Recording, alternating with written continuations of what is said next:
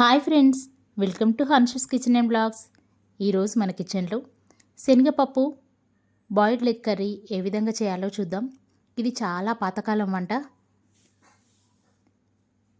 చాలా టేస్టీగా కూడా ఉంటుంది.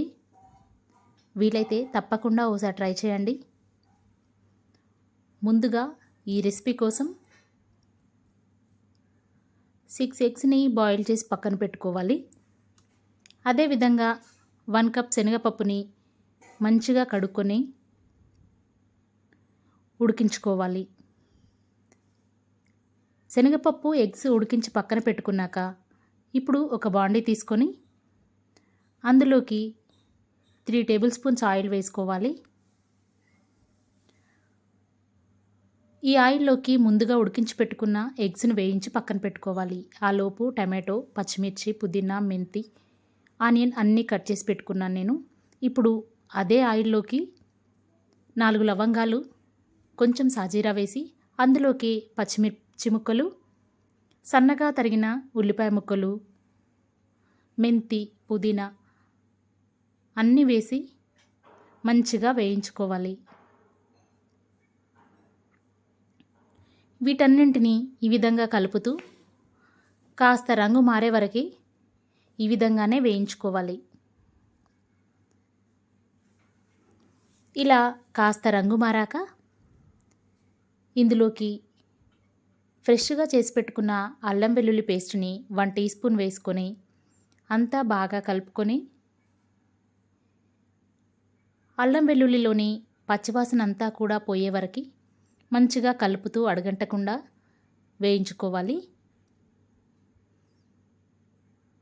అల్లం వెల్లుల్లి పేస్ట్ కూడా అంతా మగ్గిపోయాక ఇందులోకి 1 టీ స్పూన్ పసుపును వేసి అంతా కలిసే విధంగా కలుపుకోవాలి. ఇందులోకి ముందుగా కట్ చేసి పెట్టుకున్న టమాటో ముక్కల్ని వేసి టమాటో ముక్కల్ని కూడా బాగా కలుపుకొని కర్రీకి సరిపడినంత సాల్ట్ని ఇప్పుడే వేసుకోవాలి. నేను 1 టీ స్పూన్ సాల్ట్ వేశాను. ఈ విధంగా సాల్ట్ వేశాక అంతా కలిపి మూత పెట్టి 2 నిమిషాలు మగ్గిస్తే టమాటో అంతా కూడా మంచిగా మగ్గిపోతుంది.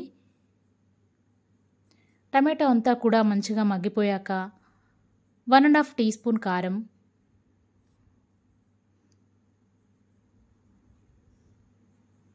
1½ టీ స్పూన్ ధనియా పౌడర్,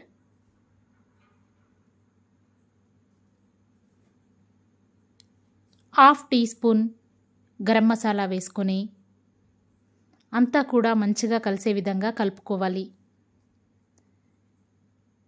ఈ విధంగా అంతా కలుపుకున్నాక ముందుగా ఉడికించి పెట్టుకున్న శనగపప్పుని ఉడికించిన నీళ్ళను కూడా ఏమన్నా మిగిలితే ఇందులోనే వాటర్తో సహా వేసుకోవాలి. పప్పు ఈ విధంగా ఉడికిపోవాలి. పప్పును వేశాక అంతా ఒకసారి కలుపుకొని వాటర్ అవసరం అనుకుంటే కాస్త నీళ్ళను యాడ్ చేసుకోవాలి.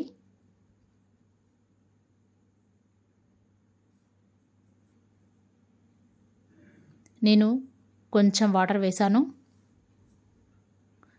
ఈ విధంగా వేసుకొని అంతా ఒకసారి కలుపుకున్నాక ముందుగా ఆయిల్లో కొంచెం వేయించి పెట్టుకున్న ఎగ్స్ని ఈ విధంగా నేను చూపిస్తున్నట్టుగా ఘాట్లు పెట్టుకొని కర్రీలోకి వేయాలి. అన్ని ఎగ్స్ని కూడా ఇదే విధంగా ఘాట్లు పెట్టుకొని కర్రీలో వేసుకున్నాక కర్రీ అంతా కూడా ఒకసారి మంచిగా కలుపుకొని మూత పెట్టి 5 నిమిషాలు ఉడికించినట్లయితే టేస్టీ శనగపప్పు ఎగ్ కర్రీ రెడీ అయిపోతుంది. ఇది అచ్చం చికెన్ టేస్ట్ లాగే ఉంటుంది. తప్పకుండా మీరు ఒకసారి ట్రై చేసి చూడండి. కర్రీ వాటర్ అంతా కూడా ఇంకిపోయినియొద్దు, కొంచెం చిక్కగా అయితే సరిపోతుంది.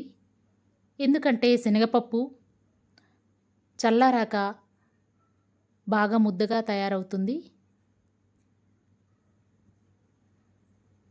ఇప్పుడు ఇందులోకి కొంచెం కొత్తిమీరని యాడ్ చేసుకొని స్టవ్ ఆఫ్ చేసుకొని సర్వ్ చేసుకోవడమే.